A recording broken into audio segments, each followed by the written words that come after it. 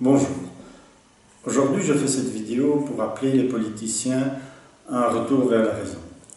Autant les mesures de confinement lors de la première vague, quand tout le monde paniquait, quand les hôpitaux étaient bondés, on ne savait pas trop ce que c'était, étaient nécessaires pour freiner l'avancée du virus, autant les mesures actuellement semblent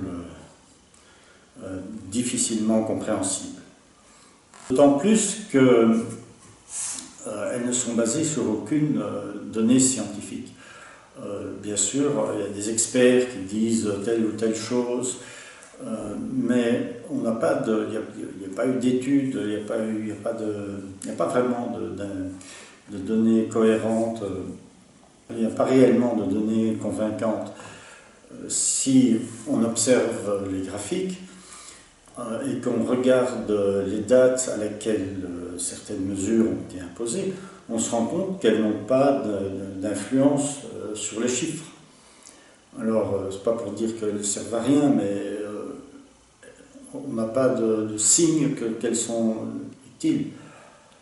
Il faut donc prendre les décisions en analysant vraiment bien quelle mesure est efficace, pourquoi elle est efficace et pourquoi elle pourrait ne pas être efficace. Il faut vraiment bien réfléchir et demander l'avis à un maximum de personnes, évidemment. Mais il ne faut pas succomber à l'émotion ni à l'avis d'un ou deux experts qui sont catastrophés. Il est utopique de s'imaginer que par des règlements, par des décisions politiques, on va influencer les forces de la nature. Le virus, depuis un an, depuis le temps qu'il est là, il a eu largement le temps de se répandre partout, dans toute la population. Et plus on fait des tests, plus on se rend compte qu'un nombre croissant de personnes asymptomatiques sont porteurs du virus. Le virus maintenant dans tous les pays, et donc une mesure pour essayer de freiner les voyages, de freiner les contacts, de limiter les contacts, tout ça a de moins en moins d'effet logiquement. Donc il faut essayer de revenir à une vie normale, dans laquelle, malheureusement, on doit vivre avec cette maladie. C'est une nouvelle maladie, on devra vivre avec, et ne pas penser constamment que c'est la fin du monde, ou que c'est un devoir absolu de tout confiner, de tout s'arrêter, de tout bloquer, tant que le virus existe. C'est de la folie. Le virus, il est là quand même, il sera encore là un bon bout de temps, malgré les vaccins et les progrès qu'on fait dans les vaccins. La politique de vaccination, c'est une bonne chose, mais il ne faut pas non plus se faire des illusions. On ne peut pas prolonger les mesures de confinement jusqu'à ce qu'on voie les effets du vaccin. Lors de la première vague, les mesures de confinement étaient censées être temporaires, sur quelques semaines. Ce n'est pas raisonnable de continuer à fermer les écoles, à fermer les restaurants, à fermer tous les cinémas, tout, pendant des mois et des mois. C'est une catastrophe pour l'éducation, pour le social, pour l'économie. Aussi, de plus en plus de gens n'ont plus confiance dans ce qu'ils entendent à la télévision. Ils n'avaient déjà pas beaucoup de confiance avant, maintenant ils ont encore moins confiance. Et nos dirigeants ne prêtent pas assez d'attention à ce qu'on pense, d'eux, pas à ce qu'on pense d'eux, mais à ce qu'on pense de ce qu'ils disent. Les dirigeants ne prêtent pas assez attention à ce phénomène-là. Les gens ne croient plus les chiffres, en tout cas il y a de plus en plus de gens qui ne croient plus les chiffres, et sur les réseaux sociaux évidemment il y a de plus en plus de rumeurs, de théories complotistes, des gens qui disent qu'on nous ment, que le virus a été créé dans un laboratoire financé par la CIA, qu'il y en a même qui disent qu'il n'existe pas, qu'on veut nous imposer des faux vaccins, que c'est une manipulation pour étouffer la démocratie, etc. etc.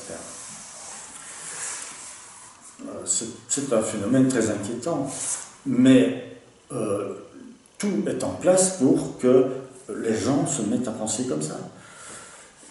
Donc c'est une catastrophe au niveau socio-économique, c'est une catastrophe. De plus en plus, il y a de plus en plus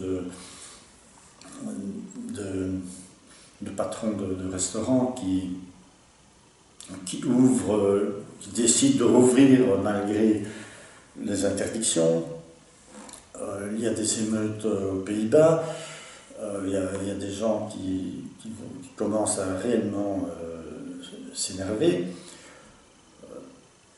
Je pense que c'est tout à fait déraisonnable de prolonger encore ces mesures de confinement, quoi qu'on en dise. Un autre phénomène très inquiétant, c'est qu'on s'écarte de la pensée scientifique. Toute notre civilisation, depuis le cycle des Lumières, est basée sur la pensée scientifique et tout le progrès technologique et les progrès médicaux sont basés sur la pensée scientifique. On s'en écarte et on va vers des superstitions qui sont qu'on n'avait plus vues depuis le Moyen-Âge. Notamment, je lisais encore un article, une femme part au sport d'hiver et infecte 5000 personnes. Mais c'est ahurissant de lire des choses pareilles, comme si parce que quelqu'un était parti faire un voyage d'agrément, il est coupable de l'épidémie, il a infecté 5000 personnes. Je ne comprends pas. Comment on peut penser ça encore au XXIe siècle? Comme si s'amuser était un péché. Faire la fête, c'est mal. Acheter du Coca-Cola, c'est mal. Tout ça parce que ce ne sont pas des gestes indispensables. Aller chez le coiffeur, c'est mal. Aller avec des copains au café, c'est mal. Parce que, soi-disant, ça propage le virus. Donc toutes les activités amusantes deviennent des péchés, presque à un niveau mystique, pratiquement. Parce que quand c'est pour des raisons professionnelles, alors ça va. Mais le virus, il s'en fout, lui, que vous vous déplacez pour des raisons professionnelles ou pour vous amuser. Le virus, il a envie de se déplacer, il se déplace. On ne peut pas supprimer comme ça des pans entiers de l'activité économique et sociale, par exemple les voyages par avion. Bon, bien sûr, on peut inciter les gens à peut-être un petit peu moins voyager, parce que c'est vrai que dernièrement, c'est un peu la folie, tous ces voyages, des centaines de millions de personnes qui voyagent chaque année. Mais on ne peut pas non plus empêcher, on ne peut pas non plus interdire toutes ces activités-là. Les gens ont envie de vivre, les gens ont envie de bouger, les gens ont envie de se rencontrer. C'est pas raisonnable ce qu'on fait en ce moment. Et donc, il faut revenir à une vie normale, il faut se mettre en tête que le virus, il ne va pas disparaître d'ici 2 mois. Il ne va pas être éradiqué par le vaccin si rapidement. On ne sait pas encore, on ne connaît pas encore exactement les effets, l'efficacité du vaccin, donc il ne faut pas trop se faire d'illusions. Le virus sera encore là pour un bout de temps, malheureusement. Bon, ce n'est pas du défaitisme, évidemment, il faut faire ce qui est nécessaire de faire, si on est sûr que c'est efficace. Mais il ne faut pas aller dans tous les sens, n'importe comment. ça ne marche pas. Voilà, donc j'espère que nos dirigeants vont revenir à plus de rationalisme et à plus de rationalisme et à nous permettre de retourner à une vie normale. Merci.